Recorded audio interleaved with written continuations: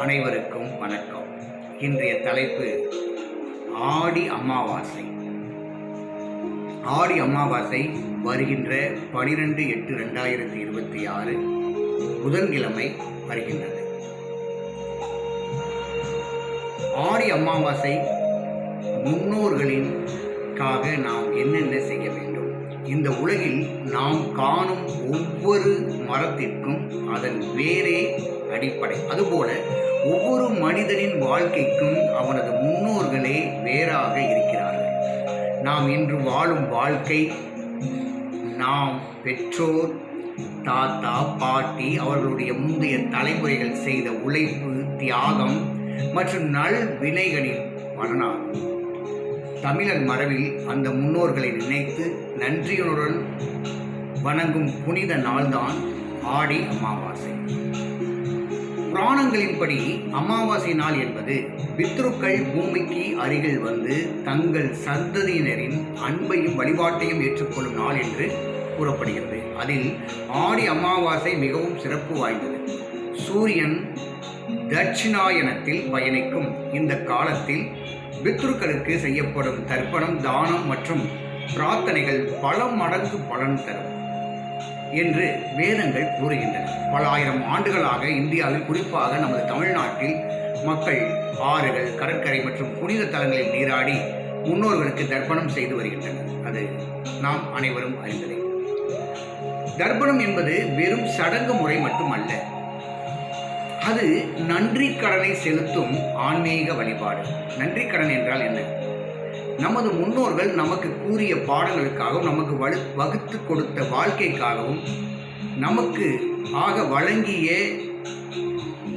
நல் பாதைகளுக்காகவும், வாரிசுகளுக்காகவும், அவருடைய ஆசீர்வாதப்படி அணைந்த நம்மளுடைய நல் வாழ்க்கை இன்னும் இனிமேலும் எப்பொழுதும் சிறக்க நாம் முன்னோர்களுக்காக செலுத்தக்கூடிய விஷயங்கள். அப்படி அந்த தர்ப்பணம் அந்த செய்யும் காலகட்டத்தில் எள், தர்பை, புல், தண்ணீர் ஆகியவற்றை கொண்டு முன்னோர்களை நினைத்து செய்யப்படும் இந்த வழிபாடு, நாங்கள் உங்களை மறக்கவில்லை, உங்கள் ஆசீர்வாதம் எங்களுக்கு என்றென்றும் தேவைப்படுகின்றது என்று சொல்லும் அன்பான அர்ப்பணிப்பாகும். சாஸ்திரங்கள் தர்ப்பணம் செய்வதால் முன்னோர்கள் திருப்தி அடைகிறார்கள். அவர்களின் ஆசீர்வாதம் சந்ததியினருக்கு முழுமையாக கிடைக்கின்றது. குடும்பத்தில் அமைதி, ஒற்றுமை, பலம் அதிகரிக்கும். தடைகள் குறைந்து நல்ல வாய்ப்புகள் உருவாகும். முன்னோர்கள் சாபம் என்று சொல்வது ஒரு பொருளாக இருக்கலாம். ஆனால் முன்னோர்கள் சபிக்கும் அளவுக்கு கொடுமையானவர்கள் அல்ல. அந்த சாபம் என்பது புராண கதைகளில் சொல்லக்கூடிய வார்த்தை தான் அது. ஆனால் கர்ம விதிப்படி பெற்றோர் மற்றும் முன்னோர்களுக்கு செய்ய வேண்டிய கடமைகளை அலட்சியம் செய்தால் சிலரது வாழ்க்கையில் காரணம் புரியாத தடைகள் ஏற்படலாம் என்று புராணங்கள் குறிப்பிடுகின்றன. அதுக்கு முன்னோர்கள் காரணம் அல்ல, முற்றிலும் நம்மைத்தான் காரணமாக சொல்ல வேண்டும். ஏனென்றால் நமக்கென்று ஒரு பிரின்சிபல் ஆஃப் லைஃப் உள்ளது, நம்முடைய கடமைகள் இருக்கிறது. முன்னோர்களுக்கு செய்ய வேண்டிய கடமையை பலனை அறியாமல் நீங்கள் அவர்களை நினைத்து வழிபடும் போது அவர்கள் நமக்காக அங்கே உள்ள சம்பந்தப்பட்ட இறைவனிடம் முறையிட்டு என் குழந்தைகளுக்கு அந்தந்த காலகட்டத்தில் அந்தந்த நேரத்தில் அவர்களுக்கு கொடுக்க நம்மளால் முயற்சிகளை எடுப்பார்கள். அது அவங்களுக்கு பலன் தரும். ஸோ அதனால தான் நாம் எப்பொழுதுமே முன்னோர்களை நினைத்து, அதுவும் இந்த ஆடி மாதத்தில் வழிபடுவது மிக சிறப்பாக கருதப்படுகின்றது. சில தடைகள் அது மாதிரி நம்ம செய்யாமல் மறுக்கும் போது என்ன மாதிரி தடைகள்லாம் வர வாய்ப்பு இருக்கிறது? திருமண தாமதம், குழந்தை பேறு தாமதம், குடும்ப ஒற்றுமை குறைதல், தொழில் முன்னேற்றமின்மை, பொருளாதார சிக்கல்கள், மன அமைதி இல்லாமை, இவை அனைத்தும் கட்டாயமாக முன்னோர்கள் சாபத்தால் ஏற்படும் என்று கூற முடியாது. ஆனால் சாஸ்திரங்களில் பித்ரு கடமைகளை நிறைவேற்றுவது குடும்ப நலனுக்கான முக்கிய ஆன்மீக செயலாக கருதப்படுகிறது. ஒரு குடும்பத்தில் ஆண்டுதோறும் முன்னோர்களை நினைத்து வழிபடும் பழக்கம் எப்பொழுதும் நாம் வைத்துக் கொள்ள வேண்டும். கருட புராணமே சொல்லுகிறது.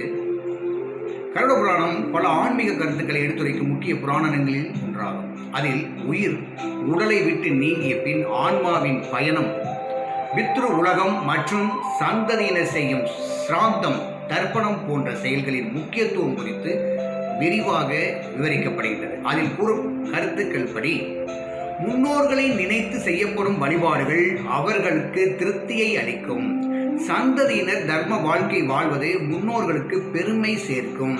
நன்றியுணர்வும் தர்மமும் தலைமுறைகளை இணைக்கும் ஒரு பாலமாகும். நம்மை விட்டு சென்றாலும் அப்பூலகத்தில் அவர்களுக்கு உணவு எங்கே கிடைக்கும்? ஆக கருட புராணம் என்ன சொல்ல வருகிறது?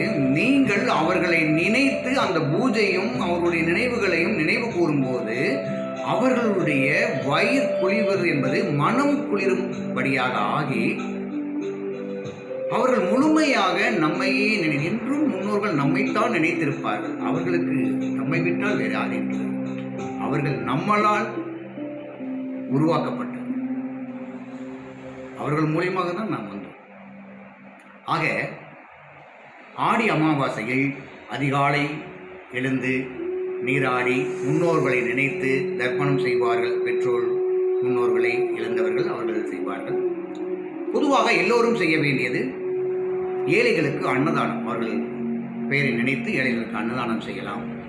பசு பறவைகள் உயிரினங்களுக்கு உணவு அளிக்கலாம். கோவிலில் விளக்கேற்றி முன்னோர்களுக்காக பிரார்த்தனை செய்யலாம். குடும்பத்துடன் சேர்ந்து முன்னோர்களின் நட்பண்புகளை நினைவு கூறலாம்.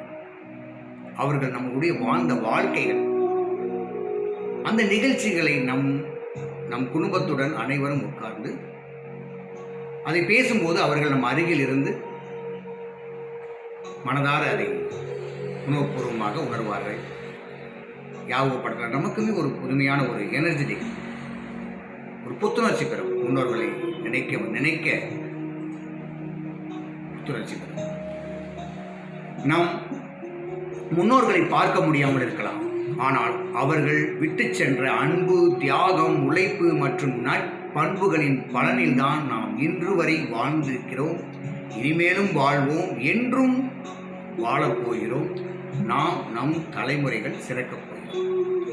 ஆடி அமாவாசை என்பது வெறும் சடங்கு நாள் அல்ல, அது ஒரு நன்றியுணர்வின் நாள்.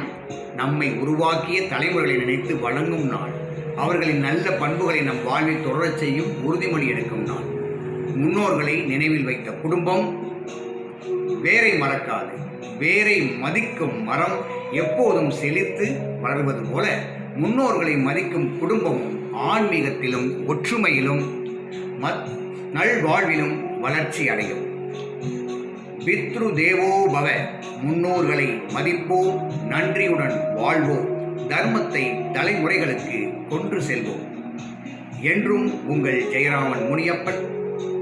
நாம் அனைவருக்கும் நமது முன்னோர்களின் ஆசீர்வாதமும் மேலும் நமது அனைத்து தெய்வங்களின் ஆசீர்வாதமும் எல்லாம் வல்ல என் குலதெய்வம் அருள்மிகு ஸ்ரீ ஆச்சி ராமவள்ளி அம்மன் அவர்களின் ஆசீர்வாதமும் என்றென்றும் உண்டு.